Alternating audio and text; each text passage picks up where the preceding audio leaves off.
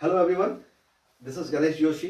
Speak easy के इस नए वीडियो में मैं आप सभी का हार्दिक अभिनंदन करता हूं, स्वागत करता हूं।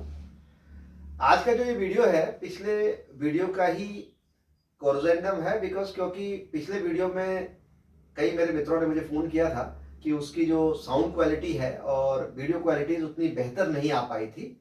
और चूंकि उस वीडियो में हमने कई महत्वपूर्ण या यूँ कहूँ कि सबसे महत्वपूर्ण जानकारियाँ आपसे साझा की थी, तो इसलिए इस वीडियो में उसी को हम लोग दोबारा से आपको प्रेजेंट कर रहे हैं। तो in our previous video we just mention that there are two important things in English.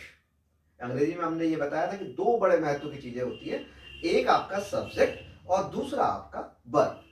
यानी कि किसी सेंटेंस में, जैसा मैंने पिछले वीडियो में भी कहा था, कि अगर किसी सेंटेंस में आपका एडवर्ब नहीं हो, कंजंक्शन नहीं हो या अन्य कोई पार्ट्स ऑफ स्पीच ना हो, तब भी हम किसी सेंटेंस की कल्पना कर सकते हैं। एग्जाम्पल के लिए हमने लिखा था एक छोटा सा सेंटेंस, ही रीड्स। इस सेंटेंस में एक प्रोनाउन है और एक वर्ब की फिफ्थ फॉर्म है, यानी कि एक प्रोनाउन एक वर्ब है, यानी कि प्रोनाउन सब्जेक्ट। तो इससे ये सेंटेंस हमारा पूरा हो गया है। इसमें कोई प्रपोजिशन भी नहीं है, कोई आर्टिकल भी नहीं है, कोई एडवर्ब भी नहीं है। तो जो ये साबित करता है कि बिना अन्य पार्ट्स ऑफ स्पीच के भी सेंटेंस पॉसिबल है।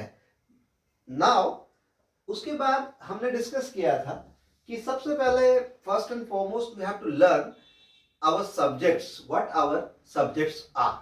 तो हमारे जो सब्जेक्ट्स थे उस पर मैंने मेंशन किया था आपको, एक this, that, it, these, those, he, she, name, I, you, we, they, singular noun, plural noun, gerund, infinitive, phrase और इंट्रोडक्टरी देयर। ये 19 जो सब्जेक्ट्स हैं, किसी भी सेंटेंस की परिकल्पना हम इन 19 सब्जेक्ट्स के बिना नहीं कर सकते। We cannot imagine any sentence without these 19 subjects. Whenever we have to form a sentence, we must need these 19 subjects. Now, coming back to the point, in the second phase we have discussed, दूसरे phase में हमने बात की थी कि हमारे verbs कौन से होते हैं। verbs को लेके हमने बात की थी कि हम लोग प्राइमरी ऑक्सिलरी verbs की हमने बात की थी।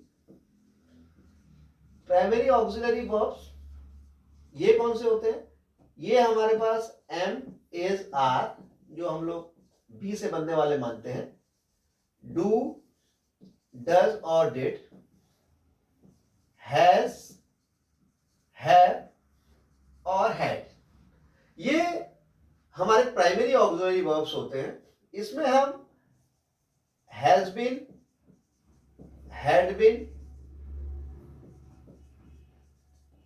और हैव बीन को भी इंक्लूड कर लेते हैं, क्योंकि इसकी जरूरत हमें प्रेजेंट परफेक्ट कॉन्टिन्यूअस के अंदर भी पड़ती है, पैसिव वॉइस में भी बहुत नीड इसकी होती है। ये हमने सारे इंक्लूड कर लिए जो कि सब्जेक्ट के साथ किसी सेंटेंस के कंस्ट्रक्शन के लिए बहुत जरूरी है। इन दो चीजों के बिना किसी सेंटेंस का कंस्ट्रक्शन पॉसिबल नहीं हो सकता। We can say that without the subject and verb there is no possibility of any sentence. Apart from this, there are 10 modal verbs which are very important in English. Modern verbs में हमारे पास can, could, may, might,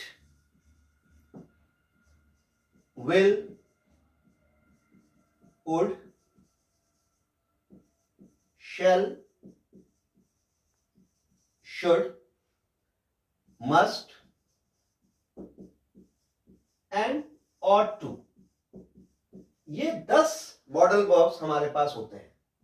अगर इनकी numbering की जाए तो 10 modal verbs plus 19 subjects plus 1 2 3 4 5 6 7 8 9 10 11 12 ये primary auxiliary verb. इन सबको अगर हम सम कर देते हैं तो ये लगभग 29 41, पिछले वीडियो में ये 41 कुछ संभवतः मिसिंग हो गया हो, ऐसा संभव है।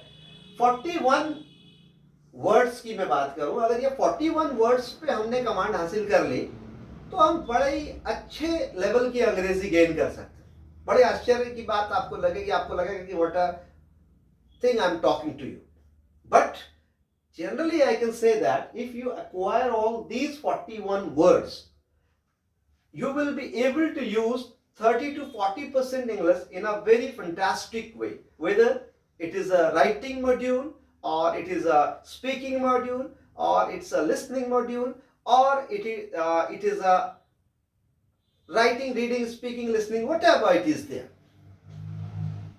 इसके अलावा अपार्ट फ्रॉम दिस हमारे पास कुछ एक्शन वर्ड होते हैं जिसको हम लोग एक्शन वर्ड्स होते हैं।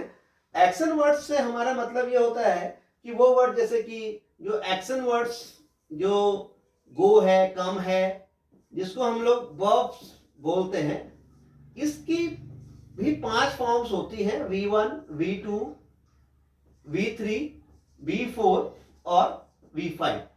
ये हमको समझनी पड़ेगी। यानी कि V1 क्या होता है, ये बेस फॉर्म होती है जिसको कि हम लोग प्लूरल फॉर्म कहते हैं। V2 पास्ट फॉर्म होती है, V3 पास्ट पार्टिसिपल फॉर्म होती है और V4 जो है ING फॉर्म है और V5 को हम लोग सिंगुलर फॉर्म बोलते हैं। इंग्लिश का एक गोल्डन रूल होता है, there is a golden rule of English. वो ये होता है, if your subject singular subject plus singular verb, plural subject plus plural verb, ये this is the golden rule of English. If your subject is singular, there must be a singular verb. If there is a plural subject, there must be a plural verb. This rule is very important in English and it is needed in each and every work of English. Now, suppose if you learn around 150, mostly actually in the school or you have been studying English since your childhood, if suppose you are in class 8th, so 3 years NC, LKG, UKG and 8 years of regular schooling, so you have got around 11 years of experience in studying, reading, speaking, writing English. So you must have a knowledge of 150 verb forms.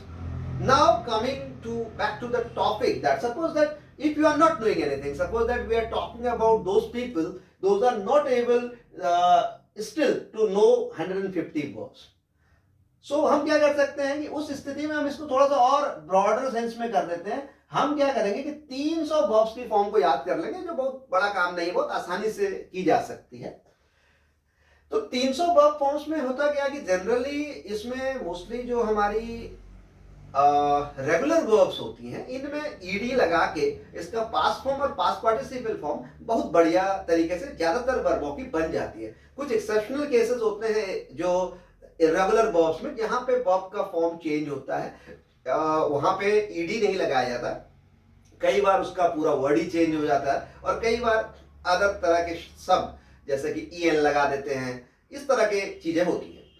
अब मैं overall बात करूं, इस पूरे video lecture की सार की बात करूं, तो 300 वर्ब फॉर्म्स हमने याद करी और ये 41 और नए वर्ड हमने याद करे।